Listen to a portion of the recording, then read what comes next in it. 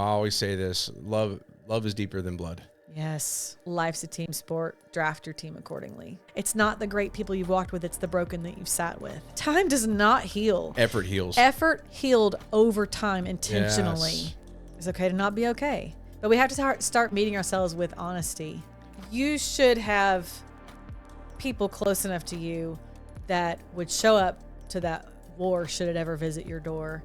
The greatest gift in my life that I have ever received besides my children is my husband praying over me, because that's the most cover you can get, is someone covering you in prayer.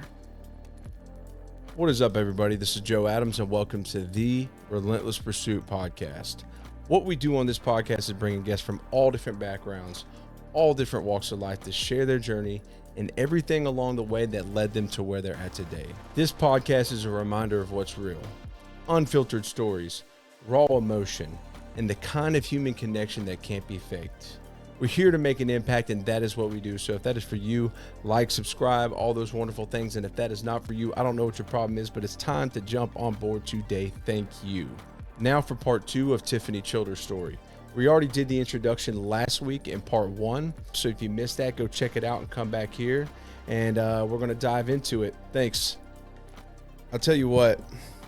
And Lydia said this because the first time she came, to a ritual thing, it was midsummer, the year we met, and we were chanting into a tree. I don't mean to laugh. I don't know what that looks like, but I pictured you chanting into a tree just then. We're chanting runes, and she would we'd all done a little bit of mushrooms too, and she did too. And she was like, went inside, and I was like, what is wrong with you? She's like, I just saw my boyfriend praying to a tree. And I'm like, Lydia. Yeah, that's hard. I said, think about it. I said to us, that's where we did this holy thing. That tree right there is the center of the universe. The tree is connecting us to the heavens. So everything we're praying and chanting is being projected through nature into heaven. It's just like when people gather at a church. It's the same thing. Same concept. So what is it about the tree?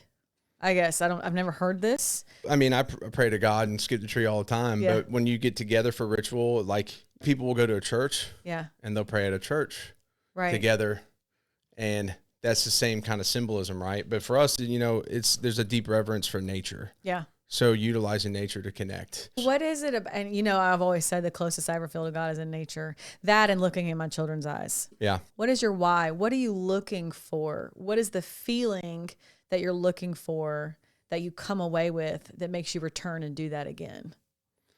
It's not necessarily something I'm searching for. It's just something I know. Mm-hmm. It's like you talked about, you craved that community. Yeah. And so to do that with the people I love that are chosen family, they are, I always say this, love is deeper than blood. Yes. And those guys would, if I needed them today, they would all be here and they would die by my side. Yeah. You know what I'm saying? Yeah. And I can always trust that. It's a powerful thing. And so not only am I going there to do that with them, but it's more so just doing it together. Mm-hmm.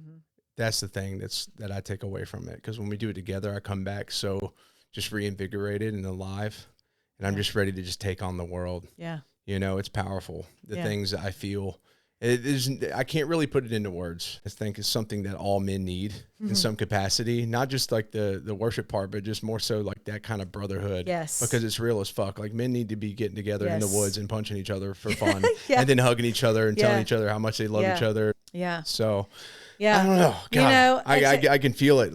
I'm so fired up. So, and I always look for the heart of what people are saying. So essentially what I hear you saying is that the community, the family, the acceptance, the safety of those friends and those brothers. There's a reason we've all been called to the fire. Yeah. I think as Christians, we're taught to not listen, but to just push. I think it's important for me to I delight in hearing your story and your perspective. I think also, like, I'm doing a disservice as a believer if I'm not like, man, I'm praying for you. My husband, when he goes, he still travels 3 days a week all the way to Clarksville. Yeah. And he's a financial advisor up there for First Command, the best financial advisor. Should you need one. He's phenomenal. He's very, very smart. C's did not get degrees with him. He was a great student. Yeah. Hell yeah. But he's also an athlete. I'm with the captain of the football team and the leader or president of FFA. You know, I always He's like, listen, that was a long time ago. I wear his chicken belt buckle. It's hilarious. But anyway, so when he goes to Clarksville, because the whole thing is like, dude, you're traveling to, like, you're going that far, and he's like, well, this is how I provide. Yeah. When he said that, I was like, yeah, he is providing. And if he's taking that drive on and does not complain, I mean, he talked about how tired he is, but that's understandable. Yeah. He does that every week, Tuesday, Wednesday, Thursday, all the way to Clarksville, all the way back. He leaves. He gets up at 4:50. Sometimes I sneak and make him stay longer, and I'm like, snuggle with me. But, but he does that. And when he goes on base, when he goes to Fort Campbell, he comes home a different man. Yeah. And it took me one time to notice that. I was like, And I grew up with brothers, and I grew up in a brother's world, right? Yeah. The male energy and the fist fighting in the woods mindset. Matt is going around people that have the same mindset as him. He served 21 and a half years in the Army. Yeah. Yeah. So there's a brotherhood there that I can't meet that need with him. Yeah. I'm not meant to. No, and that's perfectly fine. Yes. And a lot of women want to fill their shoes. I've run into that in the past where they want to, for some reason, feel like they should try to take place of that. Like, I complete everything. Like, I want to be enough. No. Yeah. Like, you can't feel that part of men inherently need that. It's in our genetic code. Yeah. We went to war together side by side thousands of years ago and didn't see our families for sometimes years. Yeah. Like, that's part of who we are. Yeah. And women need women. Yes. It's interesting how these things still apply today. But well, we went to his West Point reunion 2 weeks ago. I went to West Point? Yeah, he went to West Point. One of our board members is a West Point guy. Oh, really? Yeah, Paul. He's a really successful attorney here in Nashville, actually. Okay. Yeah. Yeah, so we went to his West Point reunion, and he played football. So there's some of the football guys there, and then I think one of them played soccer, if I'm not mistaken. But we all got a house together. And just seeing these guys together, you guys never grow up. My brothers still didn't grow up. When they hang out with each other, they're just little boys playing video games. Like, it's just like I still see my little brothers, like my brothers. But he gets around his friends, and it's just like the most healing thing to watch in him is to hang out with these people that he went through West Point with, that he played football with, that he was, one of them went to Alaska with him. They were stationed up there. Yeah. So that type of friendship, he has not found that type of brotherhood in this season. So going around now, he has through me, he's met some of my military friends, and they hit it off. Yeah. But you just have history and stories and all that testosterone. So when he goes on to Fort Campbell and comes home, feels at home. Dude, he comes home and I could see it in him. He's got that dopamine. He's just like, yeah, I'm a man. And it's good. It's good because that's healthy for him. I don't want to meet that need in him. I hope he always has people around him that he can relate to the things that he's been through. So I like I said earlier, I can relate to the military mindset of I've been through some things. Yeah. I've been through trials. I've had hard things to adapt to. But I didn't have those people in my toughest season. And so Courtney stepped in. She's a Marine. She stepped in, held space. She's just an amazing human. Yeah. She held space for me and didn't judge me and never made me feel like I was too much or not enough. Yeah. You cannot place value on that type of friend. It's the people that have been, it goes back to the people you relate to as well. Yeah. Like y'all have that kind of connection. Yeah. Just like he does with the military guys and whatnot. Yeah. Yeah. So we would shoot guns together and just like do our thing. And she just always covered me and always held space for me. Well, I started running obstacle course racing. Like I did a challenge that was like 10 or 11 miles. I had no idea what I was signing up for. Immediately when I went through this, when this trauma was revealed in our family and we started this journey, I wasn't part of CrossFit anymore, but I used to do CrossFit. Yeah. And I had so much anger and energy. I just needed to like punch something, right? Yeah. So I got back into CrossFit and I was exerting all that force. So I was doing that, and then my friends were like, "Hey, let's go run this OCR." I was like, "What's an OCR?" So I got into that world. Not like, what is that? Like a Spartan race. Okay, but it's like but like tougher. Yeah, because it was put on by a special forces guy, and it was insane. Sweet. Lydia and I committed. We actually we're gonna do an Ironman. Oh yeah. Yeah, my parents, they just did their last one. Yeah. You know, 63 and 60. Ironman, like swimming, running. Yeah. Oh, I could doggy paddle. My dad's done 8. My mom's done 6 fulls, and I think collectively they've both done like 20 something halves. So they've been doing it for a long time. Yeah. It's a very time demanding and Discipline. financially demanding thing. So like we're gonna wait a little bit, but it's like, why don't we do it too? You know, my sister wants to do it. Anyways, That's awesome. I like hearing about like all your competitive stuff because that's good to have that something like that drives you. Yeah. Yeah. So I started doing that, and I was very like, I would go hard. You were channeling a lot of those feelings through it. Oh yeah. I would do, like, I remember that time that they're like, all right, we're going to row. It was like a row challenge. And I was like murdering that rower. Yeah. And I was just thinking about all the hard things. So I started this like process of like, and I used to be a personal trainer. So I knew how to train. I knew how to do that, but I needed like extreme. Yeah. So I started doing that, and then I met some friends that way. Still, I was building a shallow army because I wasn't yet comfortable with my feelings that I was feeling. Yeah. And, you know, I was doing all these workouts. I did this race. We showed up. We started running. I didn't know how to climb the wall, the wooden wall that you've got to like pull yourself up and sling yourself over. Yeah. I mean, there's a picture of me, and it's on my in my iCloud or whatever, and I'm like just flopping over this wall, so ugly. And I'm like, hey, we got it done. You did get it done. And then I learned how to do it a little bit better, but I always just had all these bruises and like battle wounds from these races. Damn it, man! I've been training. Yeah, but what I learned from doing CrossFit, and then I amplified in doing OCRs, was your mind wants to give out before your body every single time. Yeah. So this one race I was doing, and this is like such a huge moment in my life. There's this team called the Give Team. And there's this guy, Brad Mason, that helps to create an opportunity for these inner city youth of Orlando. I can't remember the exact place, but it's the Orlando area. If you look up the Give Team online, it'll pull up. They're on Facebook. Incredibly cool guy doing incredible things. But he takes like 4 kids and they go and run an obstacle race. Yeah, write it down. The Give Team. Their motto is, they have a few mottos and slogans or whatever, but one of them is life's a team sport, draft your team accordingly. Yeah. What is that? When you think about that, what does that mean? Like you got to demote some people. Yeah. You got to promote some new people. Mm-hmm. When you're in a season where you don't have a team, you better start working on it. Yeah. What do you need to do? Who do you need to become to be a good team member yourself? Because you may be the weakest link. Yeah. You have to fix that. You got to set a standard. Yeah. And then the team that you're on it should not be the team unless you're all growing. It won't be the same team in 5 years because you're all going to outgrow each other. If I'm not growing with my teammates, I'm going to keep diving deep and growing and healing. If they keep being the person that attracted me to them in that stage, it's going to be different, right? You're going to outgrow them. Yeah. You could remain friends with them, of course, but it's just like you need deeper people.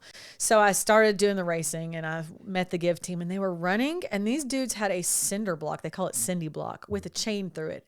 They were doing the same bucket of rocks carry, sandbag carry, but also with this thing, and they kept passing it around, and they were taking turns. I'm like, what the heck?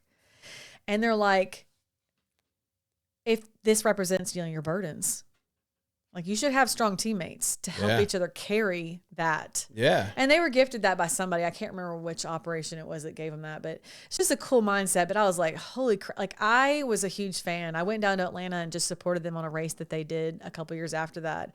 And I stayed in contact, and it's just like, they helped me change my projection and to realize that if you train insane, you won't remain the same. If you're taking things in your life and you're challenging yourself, you're going to grow. Oh, yeah. It's simple, too. I mean, talked about playing a cello. Yeah. Like, it's hard as shit. Yeah. It's not that pretty. I'm not going to play it for you. But, the thing is, at the end of the day, it's like, it's uncomfortable too. I'm like, damn it, man. I get frustrated, but at the same time, like it's those little steps, man. But that makes you grow. I've got my burpee thing, you know, I've got my mission to hit 1 million burpees. It sucks. It's not getting any better. Yeah. But you know, it's forcing growth. Yep. And when you're intentional about placing things in your life that suck to grow, you're just going to be that much better. If you force yourself to get uncomfortable and then you apply that to other parts of your life, you start to weed out the things that don't matter. Yeah. You talked about being sentimental and keeping things from Oz that are like, or your wife that are like powerful and emotional and everything else doesn't matter. The same should be applied emotionally. Yeah. The same exact mindset. So I wish that more people knew that mental resilience is taught to us through fitness. Yeah. Now it doesn't have to be an OCR, it doesn't have to be CrossFit, because I'm going through a lot of like cortisol level problems right now. I have a hard time doing CrossFit because it spikes my cortisol and then I feel like crap. So I'm just trying to continue to apply physical training to teach me mental resilience and continue that because as I become an elderly woman, I should still be working out and doing things that are hard and make me uncomfortable, because the goal is to be hard to kill. Yeah.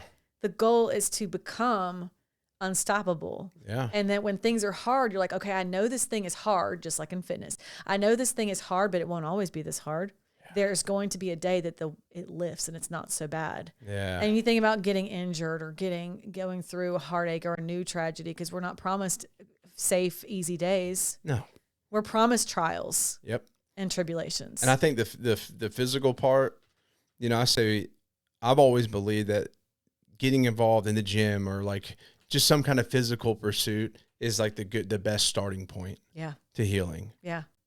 Now, it doesn't mean like just channel everything into that and become so obsessive that you're absent of everything else. Because people do that. Yeah. So, but that should be the starting point. Yeah. That's the simplest place to start.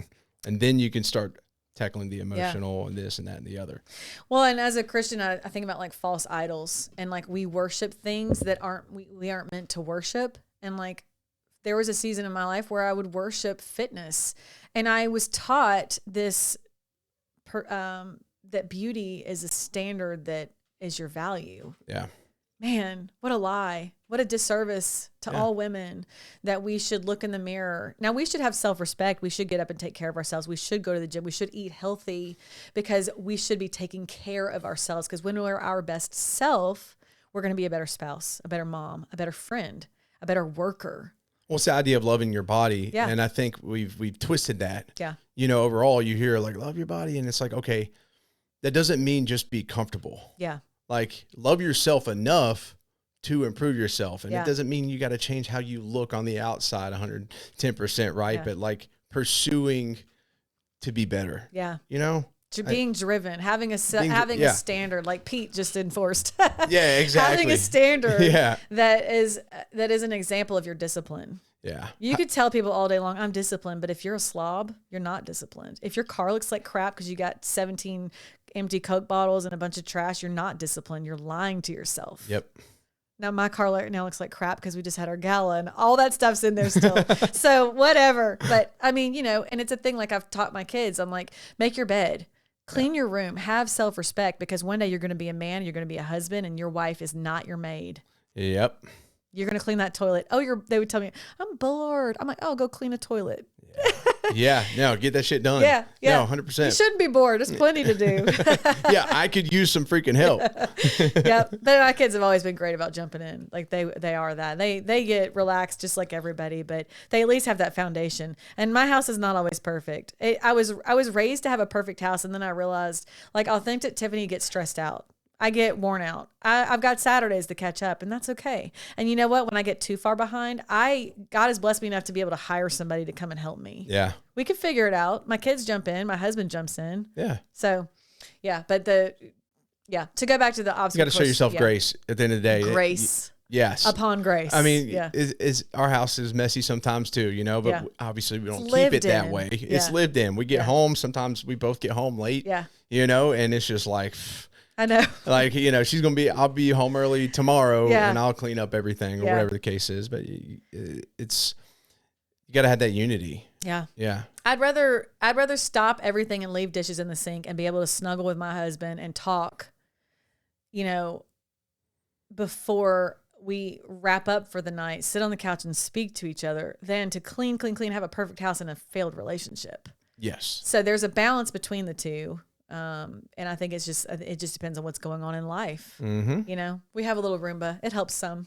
Yeah, we take every little help we can get. But yeah, so, you know, having mental resilience will help you go through the hard things. Yeah. When you don't have mental resilience, you end up in a position where you want to kill yourself because you're relying on your own strength and you realize, I don't have any. I don't have any tools to come past this, to move forward through the fire. Do you know what a refiner's fire is? Do you remember that story? Oh, I don't know that story. Yeah. No. So there's the way that you... I was thinking of an example. No, yeah.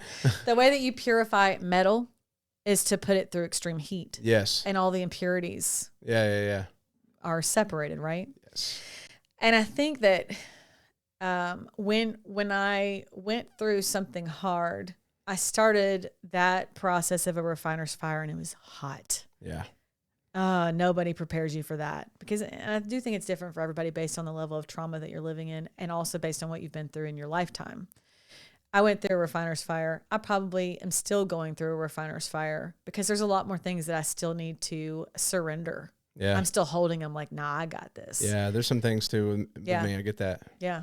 But, you know, I think becoming the strongest version of yourself, you have to remove those impurities. You have to let God remove those impurities. And like Lisa Turkhouse is a great author that's written some amazing Bible study books, and just women's study. And she said, you know, prayer in a posture of humility before God. And I was like, man, here I was cussing God out, so mad at him.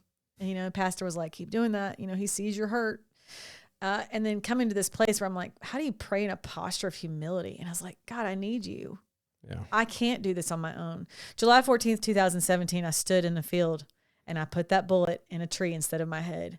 And in sobbing, snotty mess emotion and pouring down rain and lightning, I told God, I'm going to let you make me the person you've always created me to be. Because God creates us that way at birth. He knows every hair on our head. He knows what's ahead of us. Yeah. Oh, and he never forsakes us. Yeah. I felt very left behind. I felt very forsaken. I felt very abandoned by God. Like, how can this also happen? Are we just racking them up? Like, what are we doing here? And it wasn't the victim mindset. It was despair. It was exhaustion. It was, I need you. And so starting to pray like, God, I don't know what you're doing. I believe you're real. I don't know how this gets better. I'm going to walk back in the house and I'm going to let you do that, whatever that looks like. And I heard Joyce Myers one time. She's this very, like strong leader. I would say alpha, but maybe not even alpha, maybe just very assertive woman. Mm-hmm. I grew up very assertive, but my mom was not. And I always felt, she always treated me like I was very confrontational. Maybe I was, but also how beautiful is it to be a leader? Yeah. To not be a follower. I look at Oz and I see that in her. Oh, same. And I love it. Same. It'll have its own challenges, but learning where boundaries are and learning why they're there, that's part of it. Yeah. You do that as a kid the hard way. 100%. Take it, I'm grounded again for that thing I keep doing. But I heard her say, like, I used to be so jealous of the little church wife, the pastor's wife, because she always made the right casserole and always prayed for people. It was so sweet. And I was like, ooh, I started listening. It was just walking through the room and I heard that. And I was like, yeah, me too. And she's like, but that's not what God created me for. Yeah. God did not create. Yes, that's part of it. But God created me to speak to people in a way that he needed me to speak to people. Yep. The rooms that I'm in now and the love that I share for very aggressive, broken, traumatized veteran friends, mm-hmm. civilian friends, that it came to fruition why I am who I am and how God is using that. Because I can sit with people and they go from this like aggressive level of communication to me being able to ask them those questions like Courtney was asking me. Yeah, they're guarded. It's almost like, but eventually you can get them to kind of like remove some of that armor. And with especially with military friends, but anybody with that mindset, they don't want, and first responders, they don't want to burden you with their truth. Yeah. I didn't want to, the first time I told a therapist what was going on and they sobbed, I never went back. And it wasn't that they had empathy for me or compassion or they felt what I was feeling. It's that I needed somebody in front of me that's like, damn, that's hard. Yeah. And they just stare at me. I needed that safe alpha energy. So when my husband is there doing that, or I'm with a therapist that I respect, I tell them things and I'm like a broken little girl. Mm-hmm. I am little Tiffany that used to hide in her closet. I'm her. You need to get that point. Yeah. So I sit with people and I hear that and I'm like, I see you and it's okay to not be okay, and slowly build that trust. And I share the love of Jesus with the most forgotten, abandoned, aggressive, broken people.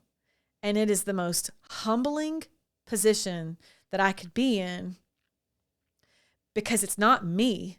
It's God using me and the hard things that have happened. And those things are not in vain. Yeah.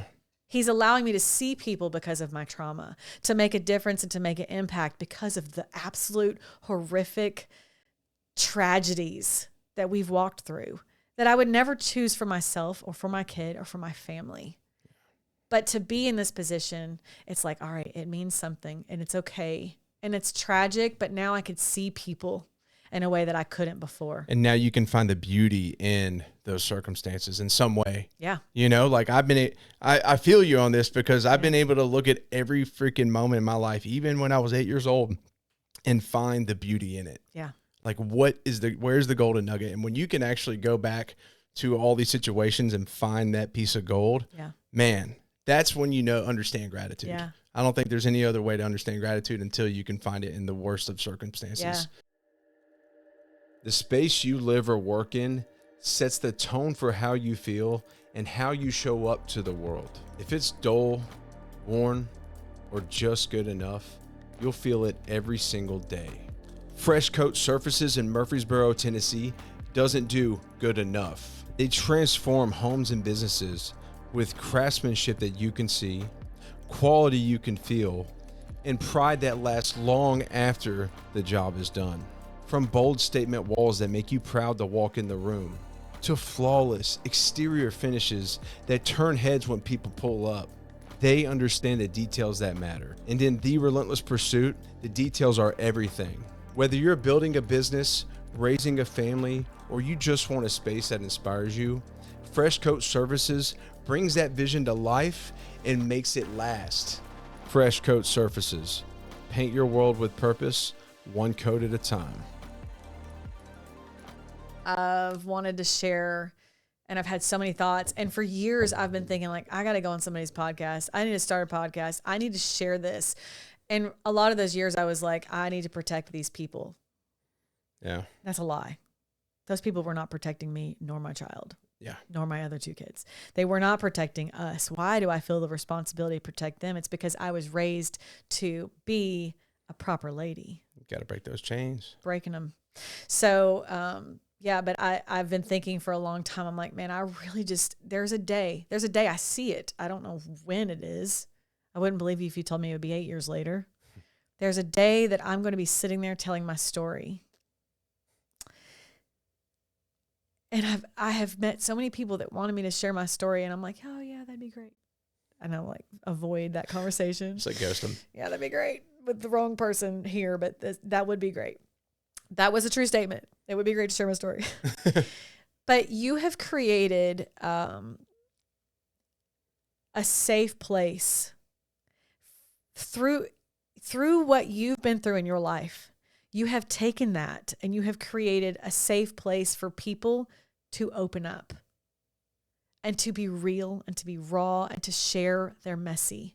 It's not the great people you've walked with. It's the broken that you've sat with. It's helping people open up and share the grittiest, messiest, most horrific things they've been through and feeling empowered doing so. Because you could share that and re-traumatize yourself doing so. Yeah. That was my fear coming here, Or not because heal. of you, Yeah. right? Because I was like, oh man, what if those seeds of doubt come in? And I rested and I prayed and I talked to my husband and I was like, Joe is safe masculine energy. I have so much respect for you and for Lydia.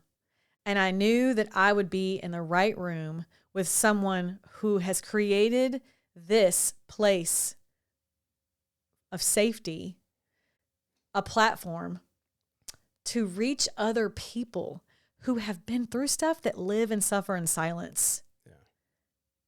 You have no idea. I suffered in silence most of my adulthood. You have no idea who this reaches. Those people probably won't tell you, but I hope they do. I hope somebody reaches out to you. I hope often people reach out to you and they're like, yo, low key, I don't talk about this, but you shared that and I sobbed in my car or I sobbed in my room. It touched me in a way that I needed someone to relate to me because I thought it was just me. So many years of my life, I thought it was just me. The more women that God brings me to walk with, they're messy, man. And there's been times I've had to give them boundaries because I'm like, yo, I'm still working on me. Yeah. I can walk with you, next to you. I can't have you walking on my toes and me walking for you. For sure. That's honest. Yeah. But I couldn't see them if I hadn't been through the crap I've been through. You can't create this world that you have created if you hadn't showed up for little Joe. Yeah. If you hadn't walked through what you've walked through and become who you are now. Like when you were serving, there's no part of you that probably thought, one day I'm going to start a podcast and just put my heart out there. No. Like that's deep. No, I never in a million years thought I'd be doing a podcast. I always thought it was just like, oh, podcasters are cool, whatever. Yeah. You know, but here I am. Like this fires me the hell up. Yeah.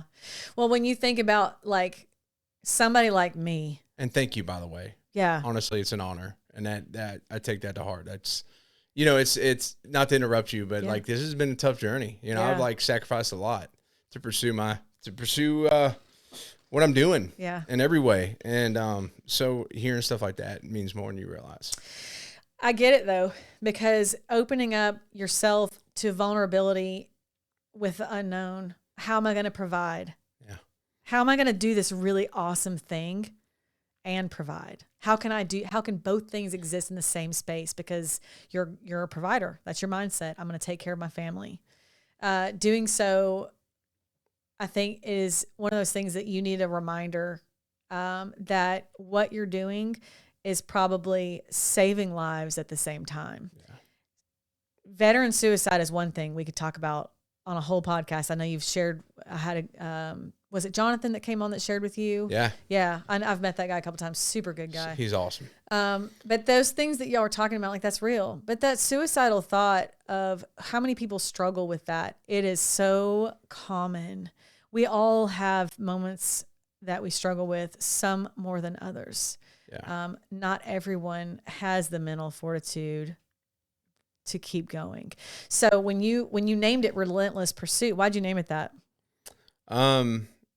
So when I was naming the brand, I wanted a wolf in it. You know, I got a whole meaning behind the symbolism.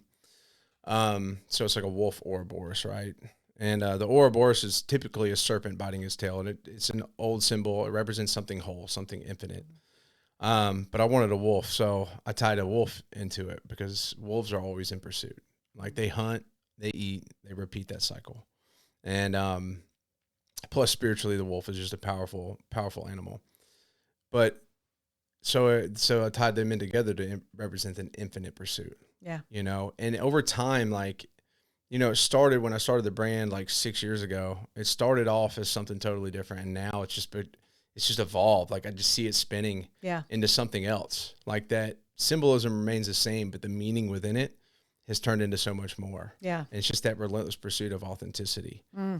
you know, and that's what has come full circle to me. And, you know, but when changing that name, when picking a name, I was like, it had to be Pursuit something. I was like stuck on Pursuit because it's just that, like, that was my pursuit was, you know, overcoming that accident, you know, that's why I started my brand. That was like the spark.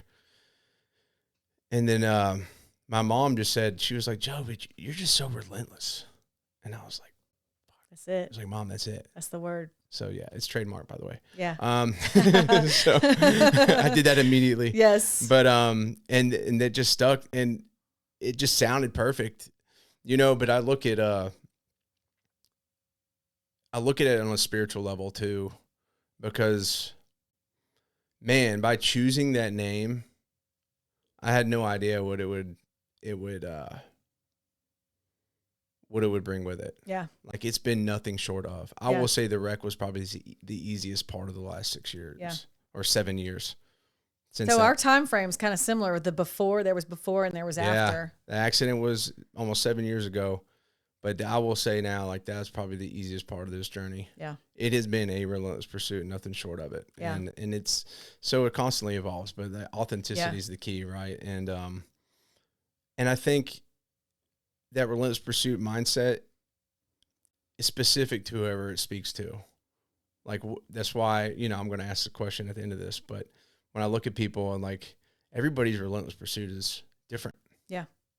Some are similar, but everybody, it's whatever that comes out from their heart when they're asked that is specific to them and their pursuit in life. And it's just a beautiful thing to really see that it represents so much more than it does just for me. What's the number one thing that you're relentlessly pursuing right now, personally, not professionally?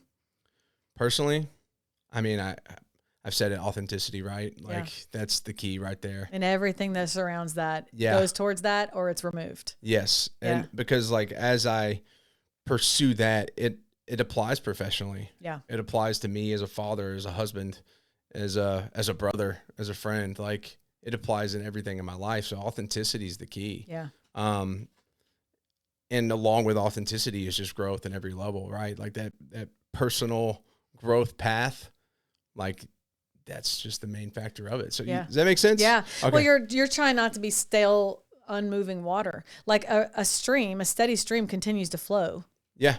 And there may be certain drier seasons, but it's still a stream. Yes. It's still a riverbed, still a stream. Exactly. Even if, you run into a time, there's a rune called Isa, and it represents ice. Mm-hmm. And so I pull a rune every week. And I'm on this, like, journey that started at the beginning of the year. It's actually really crazy because we talked about the unknown. And the first rune I pulled this year was Perthro, which is the gamble. It's literally the unknown. Yeah. And I was like, okay, embrace the unknown. Yeah. The next week at random, I pulled Perthro again. And it was like, God was just like, Joe, embrace the unknown. Let go of control. Yeah. And I started to do that, and holy shit. Yeah. And then I started to believe. Yeah. And then, I've seen different runes come into play up to now, right? And there's always a new lesson with it. It's something to focus on within my life. And it's been a huge part of my, like, personal development. And I bring that up because, a couple of weeks ago I hit Isa. Yeah. And it's the ice. Yeah. And it was just showing me that, like, why things may seem like they're standing still. There's still that water flowing underneath. Yeah. Yeah.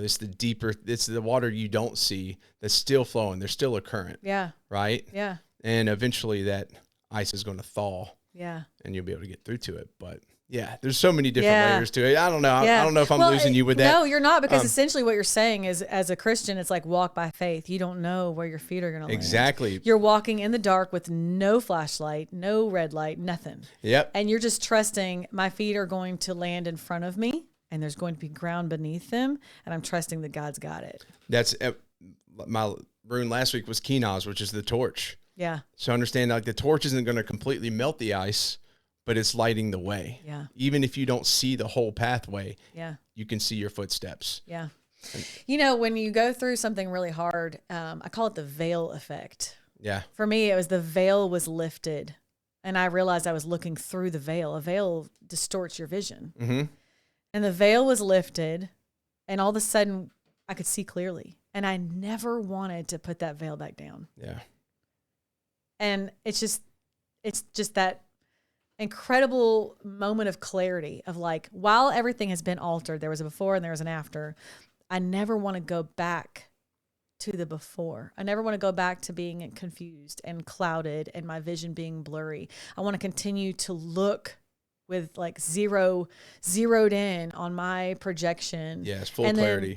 And then have people, spotters next to me, that are helping me to make sure that I'm understanding what I'm looking at, and that iron sharpens iron. Like, let me tell you what my thought is, and you tell me if I'm telling myself a lie. Yeah, 100%. Let me tell you what my goal is, and you help me think of what I've not thought of yet. Yes. That's what my husband and I do together. It's like, all right, let's talk through what we're looking at. Like, we just recently decided to get this puppy.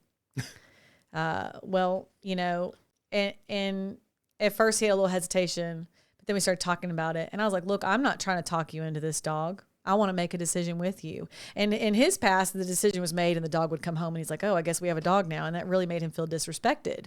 And so for me, it's like, okay, I knew that, but I also really want to show him respect. So we sat down and we had this conversation, and we went from him being hesitant and me being like, you know, I think that this would be like, when is the right time? Yeah. So we started talking and we had like this troubleshooting conversation. It's like, okay, well, that's your thought. Okay, what about this variable?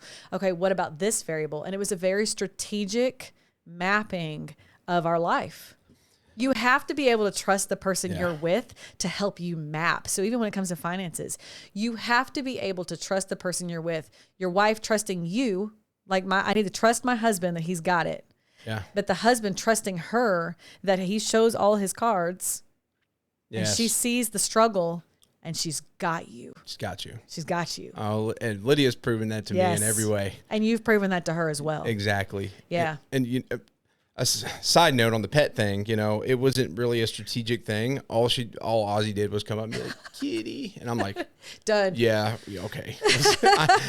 Trust me, I was hesitant. And then she asked me, and I'm like, sure. You know, like, I can't say no to that. So that's Lydia's strategy. Yes. But, you know, anything. Get Oz to go ask you. Anything for her. So it's all good. Yes. You know, most of the time, like, I'm always going to be down because, you know, is what it is. Yeah. And this is a fun season of life where it is a little chaotic. Bringing any type of animal into your house creates more responsibilities.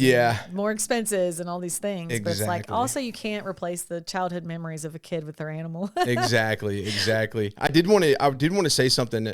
I didn't want to lose this thought. Yeah. You talked about, you know, God knowing your path for you. Yeah. And it reminded me of this piece I wrote. It was, fate is a river, you hold the oar. Oh, yeah. And so, you know, you go out on the river and, you know, you picture you're in a kayak, you got the oar, and you're going downstream and you're flipping over. You're like, you know, trying to catch your air, you hit your head. Like, it's crazy. It's chaos. And I felt like, you know, I was thinking about it and I was like, you know, maybe that was me, like, in addiction and a lot of chaotic points in my life. Just going downstream. Yeah. And of course you reach places where it settles and you see people just over there on the side where the water's kind of like fizzy looking, and they're like drinking a Bud Light and they're just like, yeah, come on over here. It's comfortable. Do they all sound like that in your mind? Yep. Yeah, get on over here, man. Here's a beer, you know? And I'm like, I'm good. I'm just going to keep tumbling down. I'm going to do it my way. But, you know, then you think about the salmon, you know, like beating them. Their purpose is in a totally different direction. Yeah. They're working their way upstream. And to me, that's life. Like, the river going downstream is just going to constantly be chaotic. You're going to hit your head. And that's good for a time.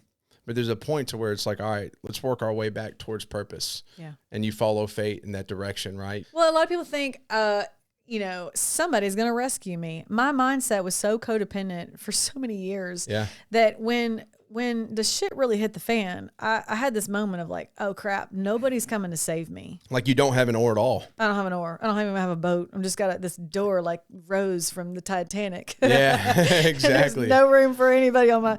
Yeah, it's just straight survival mode. But I didn't need people.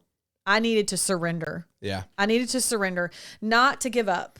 I needed to surrender the control of how I was doing it, because how I was doing it was based on my knowledge and my perception of my reality, but I was limited at best. Yeah. So I didn't have enough tools. Exactly. So continuing to do something with unaddressed childhood trauma, you're going to continue to do it the wrong way until you get intervention. Mm-hmm. You have to want that. It's so much harder for people to really just sit down and like talk about than it is right here for two people that have addressed that and gone there to those depths. Yeah. They're scary and they're not easier when you're in it addressing it. It gets easier as you grow. And like, I kept thinking, oh, people kept saying time heals. The hell it does. Time does not heal. Effort heals. Effort healed over time intentionally. Intentionally. And that's the thing that's like, you have to intentionally become mentally resilient. You have to intentionally go to therapy. You have to intentionally drudge up the past process it, show up for the little kid in you Mm-hmm. that needed safety. You have to intentionally become a better version of yourself. Yes. And that's not just in the gym, but if we take that and we apply it, and it's not just for people that have abs, right? you could be anybody and go to the gym. It creates dopamine. It creates endorphins. You are a happier, better version of yourself when you are taking that self-respect and applying it as self-discipline. And I always say self-respect follows self-discipline. I should have trademarked that, but everybody can have it. Self-respect follows self-discipline. Getting up and doing something that is good for your well-being, self-respect follows. And one little bit at a time, you grow into somebody that you finally respect. Yes.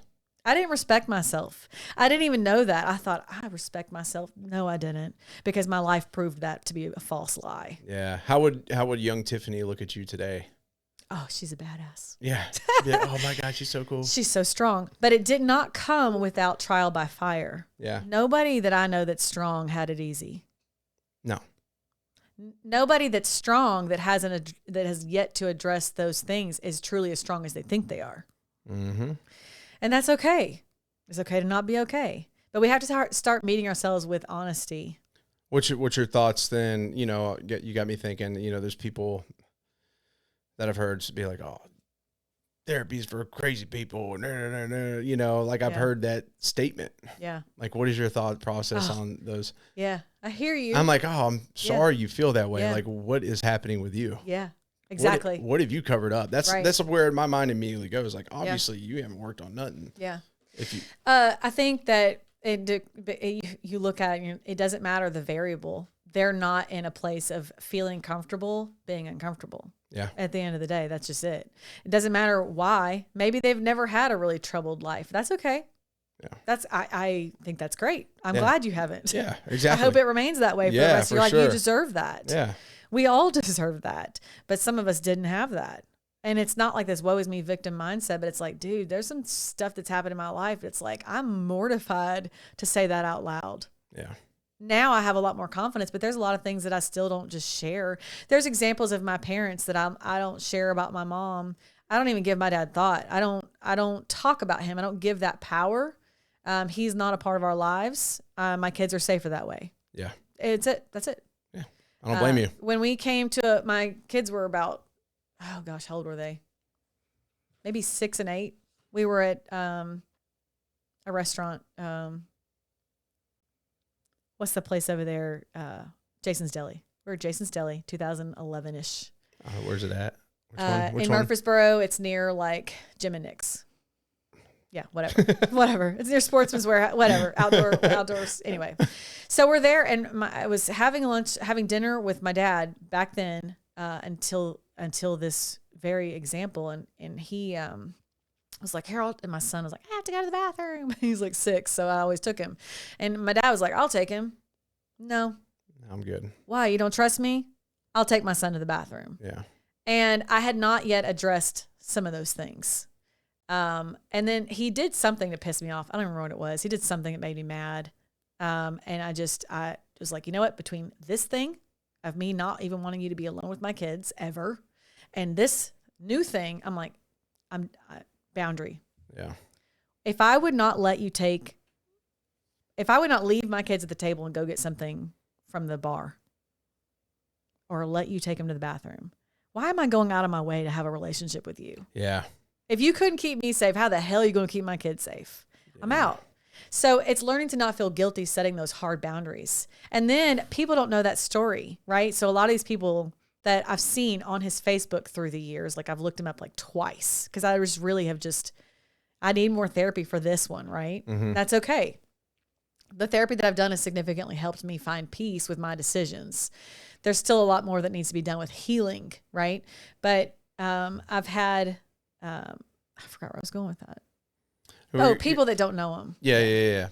People that don't know him that share their thoughts, and it's just like, it hits you like, man, what a master of disguise. Oh yeah. We've seen that.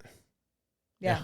So, but you know, we go back to, I want to go back to what happened with my family exploding. Of course. I did want to say, Yeah. with the chains, the generational. Yes. God, what is the term? Curse, dysfunction. Dysfunction. Yeah. Boundaries, man. Ooh, it's hard. That'll break a lot of those chains. Yes. Because like it's for some reason in, most families, like it's really hard to understand boundaries. Yeah.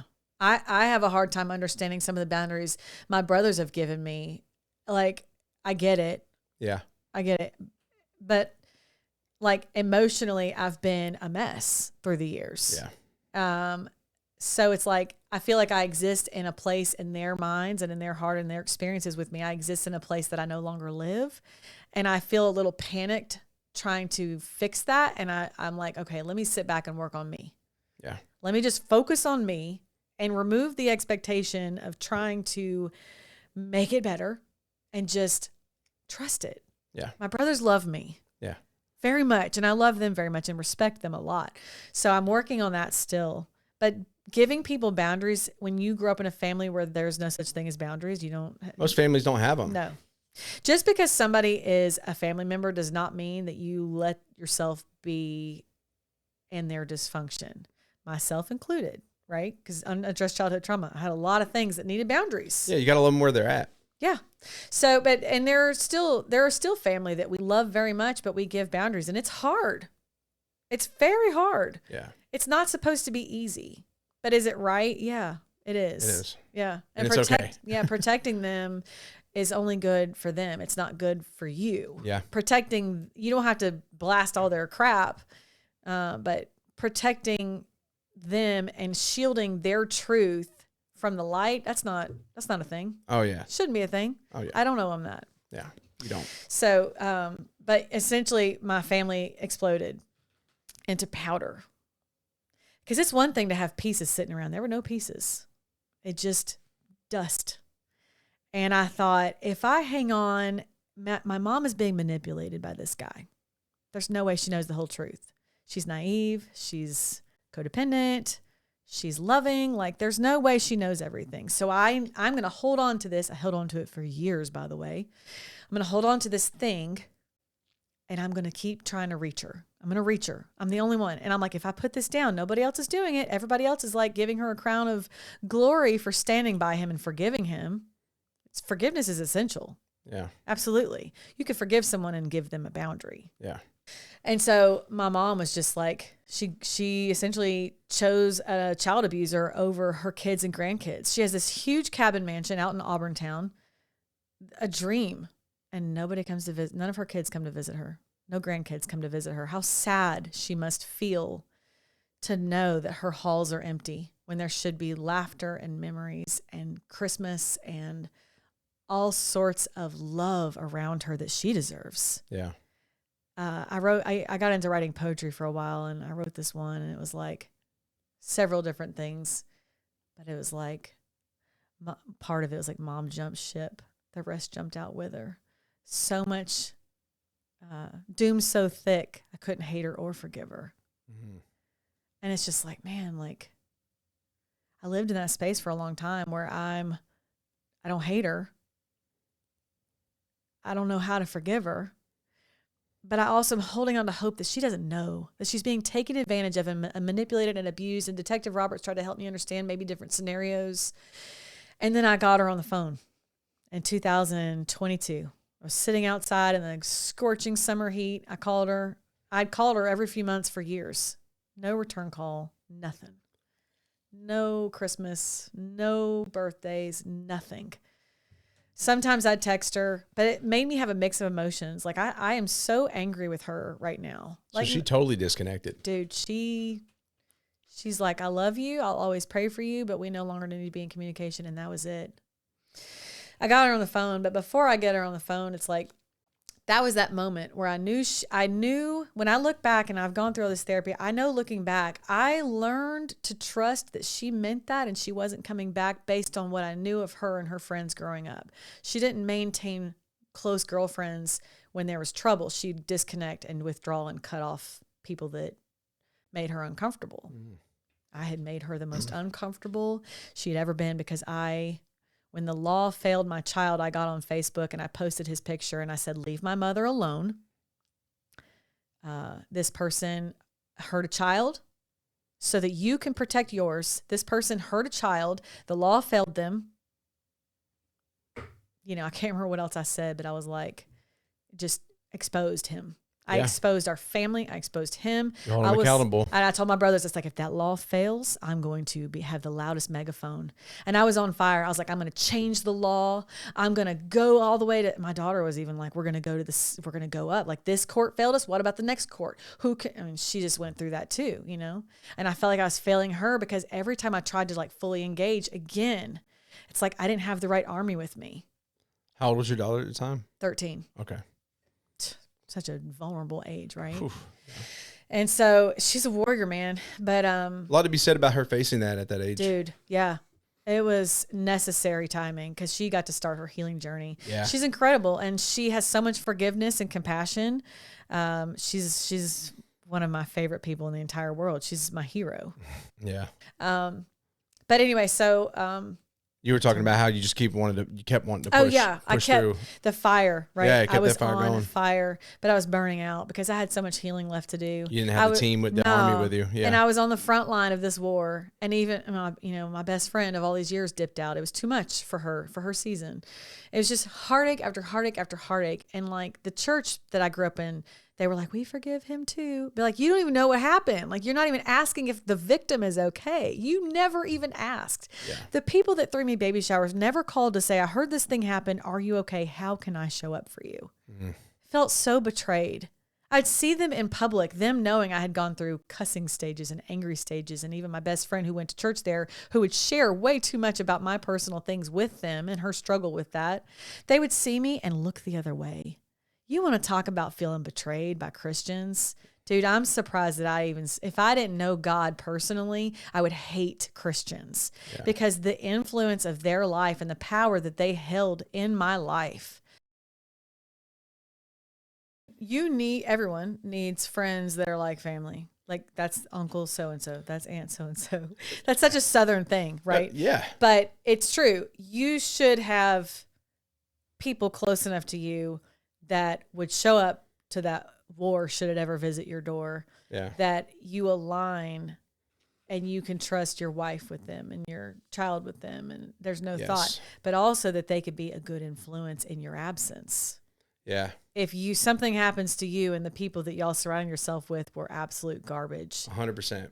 You're now giving your wife that village. There's part of our oath. We say something along the lines of like I'm going to say the whole oath, but you know, I'm a warrior, I'm a poet. Like, there's different aspects of, I'm an artist, you know, like we all have a standard of, we have to create art in some form. Mm-hmm. You know, to me, like a lot of stuff I do is creative, artistic work, you know, but you're a warrior, so you have to train, you know, we have to have a physical standard. Yeah. And train in martial arts and just physically overall, you know, being a poet, being well-read, being able to understand, being able to, like, you know, talk to anybody from any belief. And, you know, like, people get really surprised when I'm like quoting Bible verses and my understanding of them there. I'm like, yes, you know, but like all those different things, like there's a standard, and that's what like makes it so tight. Yeah. And that's why we grow together. Yeah. And it's cool because at first, you know, we're a little more reckless. But like now we're all like getting married and we all have kids. And so like, you know, we're always, all right, who's having a boy and a girl? Like, you know, we need to go ahead and set them up to get married. Arranged marriage.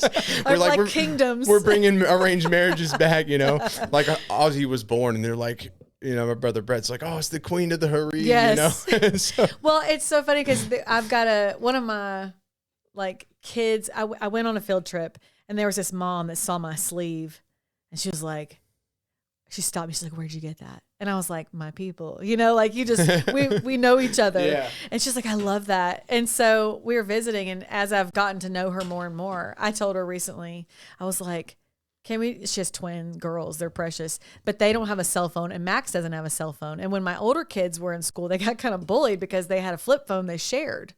And they were like, you have a flip phone? And they come home and be like, Mom, so-and-so's mom got him an iPhone. And I was like, oh, it's because their mom loves them more than I love you. And they're like, Mom, I'm like, you're not going to manipulate me into getting you a phone. When they don't realize that you love them so much Yes. more for not. And Yes. I hate, yeah, I know. So saving that for later. Yeah, no, my daughter's not getting any of that. I hate it because Yeah. I got to work from my phone. And sometimes at night I got to make a post and like, I try to like go sneak off to the bathroom to like do it. And Lydia would be like, where are you at? I'm like, just hold on. You know, I don't want Ozzy to stare at me sitting there doing this because I'm not fucking around. I'm just, I got to, it's part of it. Yeah, it is part of it. It's how you provide. Yeah, exactly. Well, so I told this lady, I was like, okay, you have twins. Like, can we do an arranged marriage? Like, they can figure it out. Like, because they live on a farm and they believe in traditions that we believe in. And there's just that mindset. They have walkie-talkies. Cool. And after school, each girl turns them on and Mom's like, this is my location. I'm like, it's so good. It's so good. We need more of that. Like, if the zombie apocalypse happens, I want my son to have a good wife that they can survive. It reminds me, this is one of my best friends, Cody Ackner. He's out in Colorado, and he and his wife Katie have a little boy named Otto, and they live pretty high elevation. So for a while, their son had to wear like a mask. Wow. You know, to get the oxygen right. But it's so cool because they're like, ever since I've known them, they're always like hiking mountains. Like every weekend, they're hiking mountains. You know, they just are outdoors people. And, man, they're so freaking awesome. I love them. And so his little boy is like, I'm about 1.5 years old. And they're taking him. They got like a thing that hooks up to the bicycle. And they're just taking him on these trails. They're constantly getting him out there. That's good. And I'm like, babe, I think Ozzy's got to marry Otto. And she's like, why? And I'm like, well, Cody's cool as shit. We really look alike.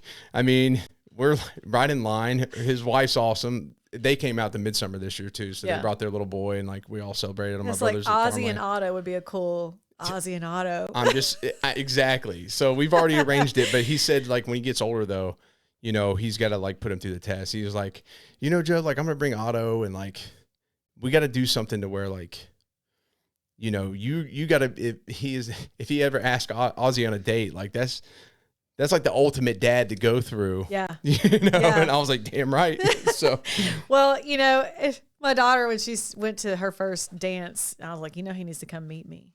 Her first date was the freshman military ball. Her little boy asked her to go. And he came over. He was a nervous wreck. And I had this special forces friend I was trying to have, you know, to come into town to be there to like scare the crap out of him, just for the sake of like, I get to do this fun thing. But she said that one time she was like, you know, she's telling her friends, she's like, you know, my dad's side of the family, they're rednecks, but my mom's the one you got to worry about. She'll bury bodies in the backyard. Hell yeah. And I was like, that was true. That's funny. Yeah. But you know, and now I have a village that has stepped into our lives. I'm so humbled by that, are on the front line, because I'm still in this war. This is spiritual warfare. Yeah. To know that evil came in through this and destroyed my family. Now I have to keep it from destroying my children's children's children. Yeah. Like it's a lot of hurt to go through to break that. And a lot of people see that as I'm being stubborn or I'm lying. My mom has told people that I'm lying. It's hard to live with that. And I'm like, essentially by saying that I'm lying and telling my kid's truth, you're saying my kid is lying. Yeah. And I wrote another poem, and it was like, the monster says a lot of things, but the monster at the table robbed my family as he looted. Acted like he's sorry, but still swore he didn't do it. Yeah. And it's like, that's the whole thing. He went on this great apology when he got caught. Yeah. And he's sorrowful. And I believe he probably is sorry, but he won't just say exactly what happened. He alludes to other things of watering it down, and that's a disservice to a victim. Yeah. And, but they all needed a villain, so they made me the villain. And I was angry and loud enough that it was like, oh yeah, she's the problem. She was a problem teenager. She's been divorced. She's the problem. And it was an easy target, an easy whistleblower to hate. Yeah. And would shame me with Christianese, Christian lingo. Yeah. That was abusive. I was like, Christianese, huh? Yeah. It's like Chinese, but Christianese. Okay. But essentially just guilt tripping and like, you know, the Lord says you forgive. The Lord does say you should forgive. He does. That is one thing. But there should be a village protecting the children from the wolf in sheep's clothing. Yeah. There's no space for that. Yeah. Now there's boundaries. Can God forgive him? Yes. But should he be around children? No. Alone? Never. Yeah. Ever. Now, this amazing friend that I've just recently become friends with, we're new friends. Her name is Kiana. She's awesome. She said something the other day, and she's like, they may be still, I can't remember exactly how she said it, but essentially she's like, they may still be not helping you, but they can't unknow, essentially what she's saying. They can't unknow what you shared. Yeah. And hopefully this child speaking up protects other children. And by me going into that role of like, this is not good, not on my watch. Yeah. My daughter is able to help to protect and prevent this, hopefully, with others who have paid attention.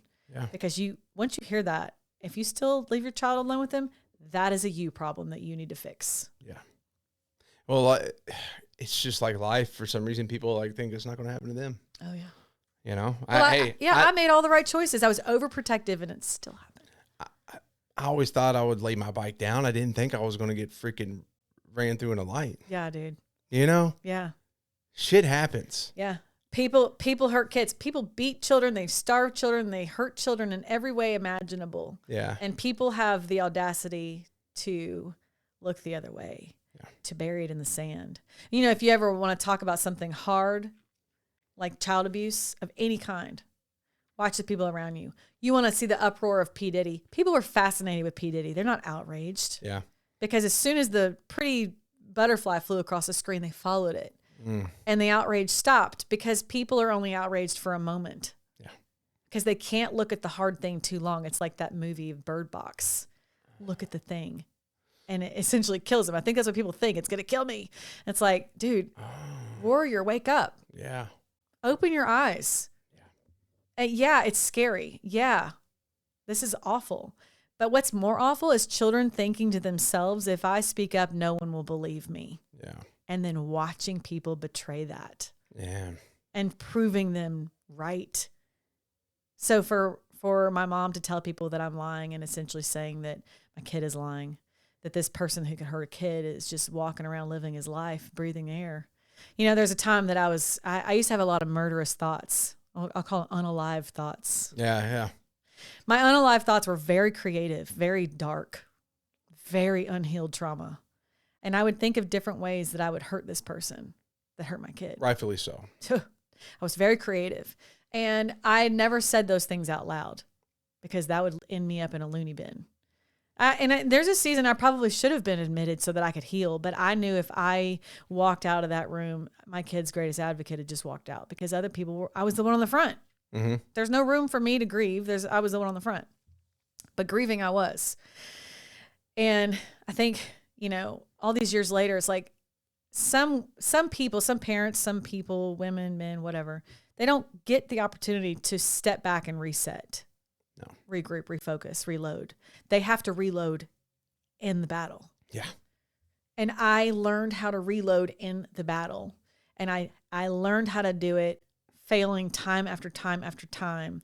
And just looking around for lifelines of like, who's going to cover me? I'm going to cover my damn self. I'm going to get behind a tree. I'm going to crawl under this thing. I'm going to keep going. And it's why a lot of times I wasn't alone. I would call and talk in circles with my brothers, with Courtney. That's covering me. Yeah. It didn't feel like it at the time because I wanted everyone to be just as raged as I was. It wasn't just rage though. It was deep pain and agony for this thing, this betrayal, this hurt, this trauma, this thing that broke our family, that hurt my child. And so I called my brothers and I was like, well, I'm going to go take care of this person. I'm going to unalive them. I don't even know if I said that. I'm just like, I'm going to go take care of it is what I remember saying. And I turned off my phone. I had asked my ex-husband to come home. And he's like, okay, whatever you need. Yeah.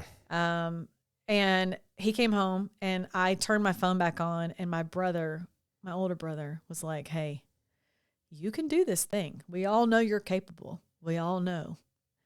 But if you do this, you won't get away with it. And your children's greatest advocate is gone, is removed.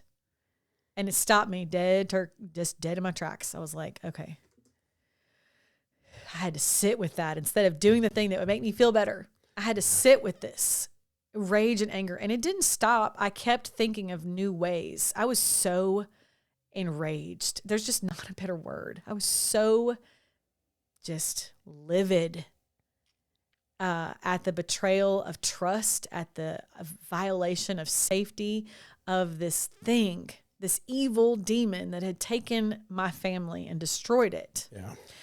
And, I started sharing when I became more and more friends with veterans. I just kind of drew like they're a veteran. There's this mindset of resilience. Not all veterans. Some veterans really need to be covered right now. Yeah. Really, really need a second to reload. And I found ones that were just like, I was like, okay, I could be myself here. And I would tell them these unalive thoughts, and they were like, "Oh, that's really creative and also really dark. You need to heal." And my buddy Kyle, my brother from another mother, was like, "Hey, you got to get coping skills." And I was like, "What?" He's like, "You got to get coping skills." And he's been through some things that helped him to understand that. And he was able to give me that knowledge, and it stuck with me. And I started getting a lot of coping skills. I would trail run, I would race, I would shoot guns, I would do art, I would listen to music, I would write poetry. You want to talk about somebody who has a lot of like talents now. Yeah. A lot of them are now sleeping again because like I can get up and write poetry, and it's deep and it's powerful, and it makes me cry every time I read it. Yeah. But I'm not in that season. So writing poetry to process something, I can now talk about it. I was so jumbled up in the anger and the hurt that I couldn't talk about it. So I would write, and it was beautiful, and it was poetic, and it was kind of like gangster rap. It was clever. And I would like come up with sentences that matched a long word. And I'm like, wow, I didn't know I had that in me. Yeah. Trail running, all these things. Like I had this season, and it served that purpose of like giving me something else to do. And I'm a really good shot. Like I can go to the gun range and I could shoot with the boys. And I liked to, when I was doing networking, I would take them to the gun range. I was always known as the girl that would go to the gun range. I don't golf. Golf is boring to me, but I would go to the gun range all day and teach people how to shoot, sometimes for the first time, but we just have like little friendly competition. It was awesome. Yeah. So veterans, came in, and one by one, I started to be like, man, this is my people. I hope they'll accept me. I hope they'll love me. But I just started asking that question of like, hey man, how can I show up for you? Hey, woman or man, how can I show up for you? Okay, that's a thing. You need that need met, like networking, or I need an introduction, or I need this. Got you. And I would just show up with no expectation. Yeah. Too many people posture off of veterans for self-gain. It's like street cred, right? Oh, we love veterans. But do you? Yeah. Because when they need you to come and serve and manpower something, do you show up? Yeah. Do you sit with them when they're like, hey, man, are you the person they call when they're like, you may not be the brother they served with, but you know what? There's people that share stuff with me that I didn't serve with them, but I have seen them and served with them now. Yeah. Supporting is more than... It's more than just staying on that surface level, but you also can't just talk to me about your feelings. Like you can't just meet a group of veterans and be like, I can tell you have trauma. Like, don't do that. Yeah. No. Don't do that. That's weird. But you started just like, you're being intentional about your time with them. Yeah. And like you said, going into it, serving them without any expectation, just trying to help them out. Dude, giving back, because who helped me? Who saw me when I was like wanting to end my life? Yeah. 2 Marines who saw me. And I never said to Courtney, this is what I'm, but it's like she knew. It's like she knew how bad I was, and she got me. And then I went through something hard in the end of one of the years in the past, doesn't matter when, but I went through something hard, and I got a knock on my door, and she just showed up with a smoothie. She was doing a check. She knew. And I talked with it, that I was like, man, that moment passed. But it's just like, they created a space. So when I was like, man, when I'm crawling out of this hole, I want to give back. I want something good to come from all of this, because every direction I look, it's just tragedy. It's just, there's nothing good in this. Yeah. The law failed. It sucks. They're gone. They're not coming back. I have no family. And my brothers are still my family. They also have their own families and their own ministry and their own work and all these other things. Yeah. But when I ended up, I was dating, of course, in the last several years before I met my husband. But I was like process of elimination, like a boss. Yeah. Like if you can't survive a zombie apocalypse with me, I don't need you on my team. Yeah. And it was usually like a 6 to 8 week rule. I was trying to like ask the right questions, and I got better and faster at it. But it's just like, I mean, that's powerful. It is a lot. But obviously your husband now, Dude, he's met all those standards. Dude, I met him. He wasn't ready for me. Yeah. And I won't talk about why, because there's that sacred ground there. But I met him. I sat down in his presence and I was like, first of all, he's smoking hot. I'm so into him. But it was just like, and it's still true. Like, even when I'm so mad at him, I love him. And his presence and energy, and there's just something about him. And I had to ask myself, like, is this, and even my best friend was like, is this because you know, or is your trauma relating? Yeah. Do you recognize in him things that are unhealthy? And I was like, you know, I had to ask myself that question. And there's a lot of things that we do align on that help us to understand each other. Yeah. Everybody's got a story, but it was more than that. And it's still true to this day. It is more than that. I knew meeting my husband for the first time, I was like, this guy's it. Like, I don't know exactly one thing to put my finger on, but I feel at home with him. Yeah. Not at home as in the home I grew up in, but at home in the home I want to live the rest of my life in. Yeah. That's the home I want, that I deserve, that God has for me, that little Tiffany needs. Hell yeah. So good, man. And it's remained true no matter what we've been through, what challenges, it remains true. And even when I'm so mad at him, I'm still drawn to him. And I want to make peace with him and live in harmony and grow in our faith together. And when he prays for me, because he didn't really grow up doing that and has not in his adulthood just done that. He prays, but it's not like a prayer over someone. Yeah. My most broken moment, I'm like, will you pray with me? The first time we started it, I would pray and then he would pray. And then I got to a point where I was like, I just need you to pray for me. And he's like, yeah. I wept. The greatest gift in my life that I have ever received besides my children is my husband praying over me, because that's the most cover you can get, is someone covering you in prayer. Yeah. And I'm telling you right now, the way that God wanted to the way that the devil wanted to destroy me, he failed because of my relentless pursuit, my resilience, my mental fortitude, because of me being like, I'm not going down like that. Yeah. I don't want to live like that. What do I have to do to not live like that? And it was messy and it was hard and it sucked. It sucked. Yep. But I don't want to live like that. And I may not fix it right now, but I'm going to project myself towards it. But the greatest way that the enemy has tried to destroy me in this safe place is when my husband and I fight. See, God's not going to let other things. I'm so focused on him. There's other things that can't break me. But you know how the devil wants to destroy me now? You know how the devil wants to destroy Lydia? Yeah. He wants to get a hold of you. Oh, yeah. He wants to get a hold of my husband and confuse him and mislead him. He wants to take my husband to a place where he is battling himself and me and stay unhealed in ways he needs to work on, because we all have things, right? And it's so amazing to think about that. If God made me a powerful woman, if he made me an assertive woman, somebody that can stand in the fire, because that wasn't me. My strength almost unalived myself. Yeah. If God made me that way, and it took childhood trauma and teenage trauma and adult trauma and all these different things, and I'm still standing, then I am truly becoming someone I respect. Very, very much giving myself grace, because I'm not perfect. But he's making me something unstoppable. And I see that with you. I see God made you powerful. You can, and this is where we can agree to disagree, and I'm cool with that. We can talk about whatever. I find it fascinating to hear what your thoughts are. But I'm going to tell you the truth of your life is who God made you to be, Joe, is to create a place for people to feel safe. You yourself don't make people feel safe. God uses you to make people feel safe, to help people feel safe. It's a true divine intervention, because there are men like you that are scary.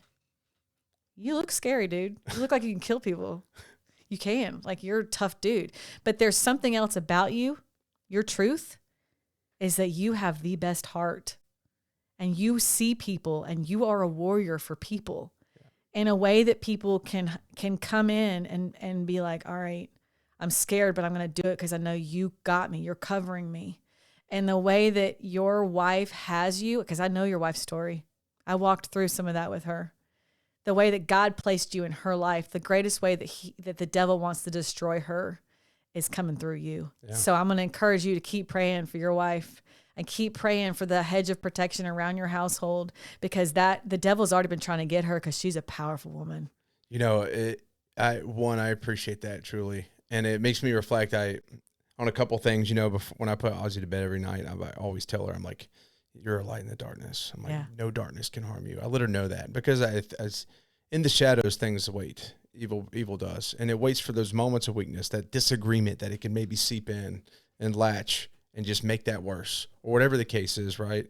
That's why you always got to stay focused on that light, you know? And I always think of, I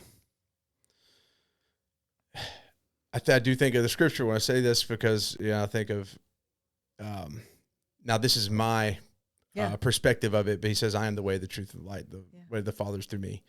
And I see that as he's saying that light is within you. God's light is within us all. Yeah, that light is within you. And you know, that's what it comes down to, is like, you know, I actually had a prayer this morning. I was sitting here. This is like my space to do it. You know, I set up my stuff, and I'm just like, you know, I'm ready for growth. I'm like, you know, this is the season of the harvest. Like, kill off whatever I don't need. I've let go of so much material shit, so much of myself within that is unnecessary. But what else can I get rid of? Any fear, anything like that, just get rid of it. Like, I follow the light. Yeah. Like that's my focus. That's what I'm devoted to, you know? And it was a little bit more in depth. And so thank you for that. 'Cause it just, you reminded me of those moments, you know, and that's what it is. And I appreciate that, because that's what I want to be an example of. Yeah. Is beauty and light. Yeah. And all the things that are good. Yeah. Because it's out there. So you're asking God for the refiner's fire. Yeah. But let me tell you, it's hot. Oh yeah. Well, I mean, hell, I tell people all the time, like, this is how I looked at me when I was in that building. That was a forge, man. Yeah. I just felt this hammer coming down every day for 3 years. Yeah. Like, fuck, when is it going to give, you know? Yeah. And I mean, and I feel that I am going through still, like, I've been in this process of like, such an intense refinement. Yeah. But I'm here for it. This is what I want. There is something really powerful in what you're saying that I don't even think you quite comprehend. And only you can comprehend it, because you're the one in your own thoughts and experiences. Yeah. There's something that I absolutely feel in talking to you, of just this certainty of like, God made you really powerful, and he brought you a really powerful wife. Yeah. That's another thing that I think, when you go through something hard and you see people differently, you better show up differently. Yeah. If you know that people are fighting the good fight, and you don't walk up beside them and stand with them and see them and be like, I got you. People can say I'm confrontational all day long. Thank you. Yeah. Thank you that you see that I'm willing to face demons. Yeah. And rebuke it. Thank you that you see that I am going into rescue people through God's wisdom and discernment and teamwork, right? Thank you that you see in me that I'm a fighter, that I'm not going to play dead. I'm not going to be codependent. I'm not going to settle in my life and become a weak, watered down version of what God intended me to be. Yeah. If I'm a powerful woman because of who I serve and who created me, then there's going to be places that I go that I'm sharing hard truths that are meant to be shared, and people that are scared of every little thing aren't going to say those things. Yeah. There are people that say things very delicately and appropriately and tactfully, and that's awesome. And I'm striving to become a little bit more polished. Yeah. But I'm going to share truth and stand in the fire and hold space and hold cover. When there's heavy fire, I'm going to be there. 100%. And I'm going to become more precise and more accurate and learn and grow in that. But I'm not going to just step out. I'm going to keep going, right? Yeah. And that's the kind of friends that I need and now have. Forever forward. That's the only way. Yeah. I talk about that all the time. Like, you go forward, and you go forward with your people. Yes. Through it. And, you know, it's interesting you say that, like, you stand for righteousness. Yeah. And to recognize, you know, that strength within my wife, like, trust me, I see it too. You know, I can visualize, like, me just battle torn, just like freaking sliced up, just like barely standing, eyes swollen. Yeah. And I could just picture her coming up and lifting me up like, hey, Yeah. you got this. Yeah. Like that's powerful. And like I said earlier, what a gift to be known, and that's truly known, and yes. to still be loved and accepted as you are. God, and that's worth fighting for. Yeah. Women like that are hard to find. Yeah. Men that are protective in nature, that are working on healing. You can find a lot of good men. You can. There's a lot of good women in the world. Yeah. But like finding people that are trying just as hard as you to heal and to grow and to become a better version of themselves, that's hard. Yeah, to find that within your household. Yeah. Full circle, like that's a powerful thing. Yeah. And like also, the greatest thing I could do for my husband is pray for him. Mm-hmm. Especially when I'm mad at him. Oh, especially when I'm mad at him. Yeah. To love him enough to lay down the hurt and the pain and the dysfunction that we're having in that moment and just be like, all right, full stop. Yeah. At the end of this fight, you're my best friend. And this is the house that we're living in and we love each other. Man, like I got no qualms right now. Like we need to stop right now. And I do believe that like you guys, how long have y'all been married? 2 years now? Yeah, 2 years. Dude, next month. It's flying by. I know. So you guys are a little farther along than us. But like knowing Lydia and knowing the things that she has been through, and then seeing how she's handled that. Yeah. Because it's not what you go through. It's how you handle it. And there's no trophy for how well you handle it. Like, I think I thought that for a while, like, if I'd handled this better, I'd have these people. No, I'm glad they removed themselves. Yeah. Because I needed warriors. Yeah. And I was greatly abandoned. And those are not my people. But she stood and faced death and danger and is going to live with certain things that no one else can really understand because it was in her shoes. Yeah. But God is bringing her people. She's unstoppable. Like she really is a powerful woman, even in her vulnerability and weakness and moments of doubt, which we all have. Yeah. So God essentially sees her and brought her to you. Yeah. And like to really think about like, that is so powerful. She is just a pillar of strength in looking at her and in talking to her and the rooms that God is going to take her in. The best thing you could do for her is pray over her out loud every day. I do.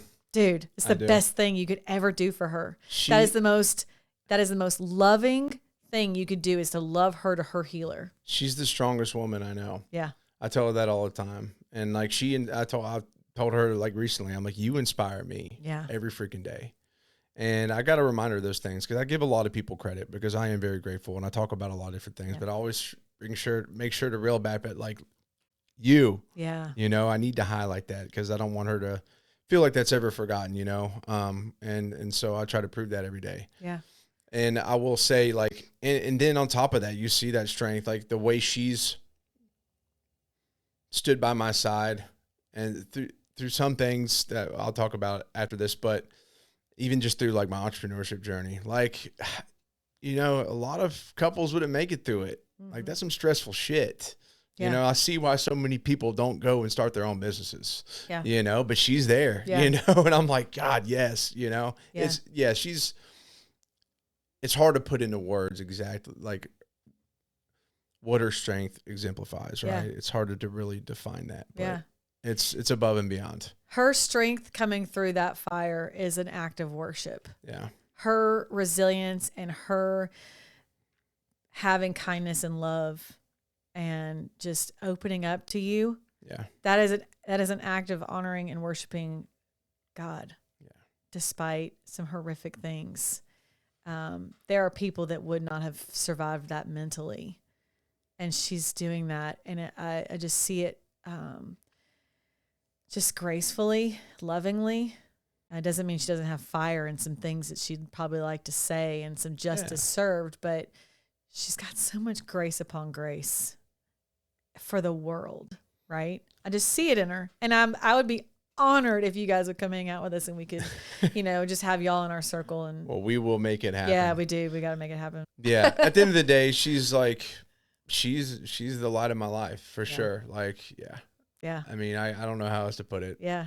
I'm so grateful. That's awesome. Yeah. Well, I love that woman. You guys are doing powerful things together. And it is, like I said, like, man, that blueberry season where you trim that blueberry bush back really far, it's still alive. Yeah. It's still growing. The roots are still growing. But like that first season of fruit, man, it's so minimal. But that next season, it's healthier and stronger, and its branches are stronger, and it's just bursting with fruit. The roots are deep. Yes. The your roots are fruit just freaking is going to be so abundant. Yes. And you're helping people, like your friend said, to have a voice. They have a voice, but you're helping them to have a platform to do something powerful. Every time somebody shares something vulnerable out loud, a lot of people that aren't comfortable with discomfort, they're like, oh, you should like hey, dog, oh shit, shut up. Yeah, like tighten that up. Like you just, you don't have to show everybody your cards, Yeah. But like the moment that happens, it's like somebody else needed to hear that. Mm-hmm. Somebody else needed to hear that in a way that we may never understand. And it's like planting a seed that we'll never see grow. Yep. And it's like, give people truth, give them meat and potatoes. Yeah. Don't give people salad all the time and expect them to have big, strong muscles of strength and resilience. Yeah. Give them some dang meat and potatoes. Damn and right. Some gravy. I mean, I'll take some gravy. Yes. And, as long as it doesn't clog me up too much.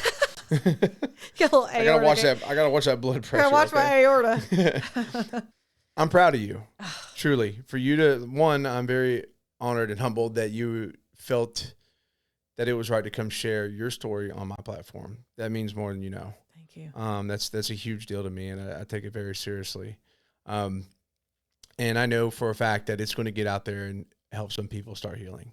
I hope so. I don't doubt it. And so I know that you're going to do the same. You're going to take this, and I think I believe it's going to fire you up. Now that you put it out there, this is going to, I don't know, get some things turning. Yeah. I know you're wanting to start a show, and I support you in every way to do that. I'll do whatever I can to help you get it out there, because I know you're going to impact people. I know you're still working through some healing, and we all are. Yeah. There's still some things I got to tackle, but you've been saying you're still working on that, and to see how strong you become and how outspoken you become, you're not even at full force yet. And that's the most badass. Yeah. I mean, just wait. You got the world at your fingertips, and I'm just so stoked to see what you do. And I don't know your husband that well, so I can't speak for him as you do, because Lydia, but I will say from what you've shared, I have so much respect for him. Yeah. And, as we talked about, men, that's what we want. And so I have the world of respect for your husband, and I can't wait to get to know him more and see what you guys make happen together. And I'm so stoked for us to get together and grow and freaking bring light to the world. Yeah, man. Because we need it now more than ever. We do. We absolutely do. Thank you so much for saying that. Of course. I wish I had more. I just want to keep going up. Yeah. But that I think it's very humbling to hear that, because of all the hate that I've received in speaking up. It's very humbling to hear encouragement sometimes. Yeah. And to receive it, not just hear it, but receive it. Sometimes it throws you off. Yeah.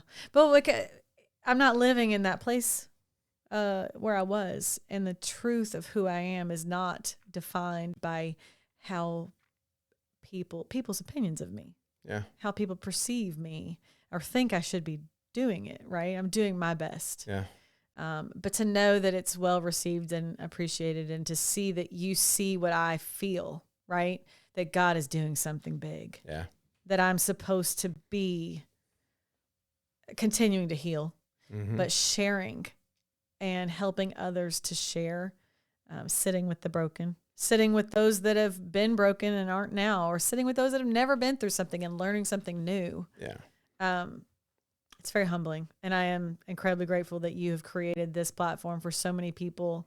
And we're gonna keep talking, man. Keep doing it. It's good. We're gonna keep crushing it. Yeah. And you'll be back here. We'll end up recording something. Obviously, we've been recording for like 6 hours a day or something crazy. Yeah. But well, and I've got some guys that I'm sending your way, like Harry Shoemate. World War II, Korean War, Yes. got shot down, like super, super cool guy. I got to try Paul again. I did try him yesterday. But I think he was an Apache pilot. Cool dude, that's man. pretty sick. But I want so many people. I want to send you so many people that you guys can have that veteran connection. You know, giving back to veterans and loving on veterans is so, I'm so passionate about it. Yeah. And I started the Memorial Day Ruck, Middle Tennessee Memorial Day Ruck, several years ago with some friends that fell off, but you know, I kept it going, and it's, now my husband just steps in and I do an intro, but then I pass it off to the veterans to lead the veterans and civilians. Yeah. It just means a lot. And now, of course, I'm helping homeless veterans off the street and doing I'm their director of marketing and development for that. It's like a dream job. And Amazing I just think like, how did I get here? Well, I got here one rep at a time, just like any good workout, right? You did. It's a chipper. One foot in front of the other. You know, you found something, you found people that light you up and that you aligned with. And that sparked something much greater in you. And so now you're moving forward with so much purpose. And they give me family, which really means so much more now than it ever has. Oh, yeah. They give me family, and I want to encourage civilians to show up for veterans. Veterans know how to show up for each other. They just get to choose whether or not they do that. Yeah. But civilians don't really get the brotherhood, sisterhood, and the secret language and the things that unite you that civilians can't touch. Yeah. I don't have to touch it. I can understand it and respect it and hold space for it. And thank God for the veterans that cover me.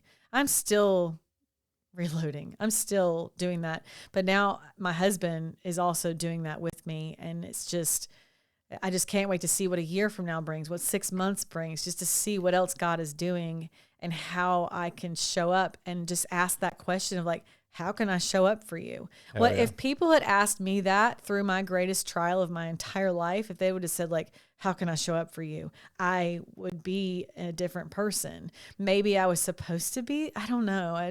You can't really put meaning to something more than it is. It is what it is. Hey, you're where you're supposed to be. That's right. And I got here and it made me who I am. So we'll accept it. Exactly. Exactly. But thank you so much. Hey, thank you. Thank you. I got a final question for you, though. All right. I kind of alluded to what it was going to be anyways. But I ask everyone this. Tiffany, looking at your life, everything you've been through, all the experiences, where you're going, all this stuff, what is your relentless pursuit? I heard yours. We talked about yours. I think mine is to become the most healed version of myself. Yeah. Because everything flows from my inner thoughts. Everything flows from what's inside. And like what happens when you squeeze an orange? Orange juice comes out. Because when pressure is applied, what's inside comes out. Yeah. What's inside me comes out. And so if I can be the most healed version of myself, then I hope that I can breathe life where there needs to be life breathed. And that people can be so well loved by me that they will come to know their worth in Christ. Yeah. That I can show up in that way, not for my glory, but for God's glory. I love it. So I want to heal. I want to relentlessly chase after my healer and have to consistently lay things down that I tend to pick back up. But I want to become the best, most healed version of myself and see what that looks like. Beautiful. Thank you for that. Yeah. Wonderful answer. And I have no doubts that you're going to make that happen. Thank you. Keep crushing it. Keep moving forward always. All right? Awesome. Hey, thank you so much. You can move that out of the way. It's been awesome. Yeah, it's been a blast. I mean, guys, I know y'all love this, so thank y'all for checking it out. Show Tiffany some love. Find her. Where can they find you at? Well. How can they support you? So you can support my nonprofit that I work for now. Okay. My email is tiffany@wearebuildinglives.org. Okay. I'm on the website, wearebuildinglives.org. My email, of course, is very similar to the website, so you can't mess that up. Yeah, you can't jack that up. But no, it's that's it. I mean, of course, Facebook. We're friends on Facebook. Just look at Joe's list if it's open. Oh, yeah. Tiffany Childers. Hell yeah, guys. But yeah, anybody that wants to step in and serve veterans and give back, hit me up. I will absolutely help you volunteer, donate, show up and cover my guys that we're helping them to, you give a man a fish, he wants more fish, but if you teach a man to fish, he's going to have fish for life. So we're helping our guys to rehabilitate and truly change the projection of their life. So if that's something that your organization or you want to contribute to or volunteer with, like, let me know. Awesome. Thanks for that. All right, guys. Until next time. This isn't just a podcast. This is my life's work. In a world full of noise, debate, filters, and artificial content, this platform is real. It's raw. It's human. Every episode, we dive deep into stories that matter. Pain, purpose, transformation. We're here to give people a voice, speak truth, and connect through something deeper than algorithms. And we're growing fast. We've already reached over 20 million views across all platforms, with an audience that is loyal, engaged, and passionate about this show because it speaks to the soul. If your business or brand believes in authenticity, if you value marketing through something that reflects your values and aligns with real impact, then this is your opportunity. Sponsorship isn't just support, it's fuel. It's how I keep this mission alive. It's how I continue to shine light on powerful, untold stories that need to be heard. If you want to reach people, not just through metrics, but through their hearts, their minds, and purpose, let's partner. Let's build something that matters.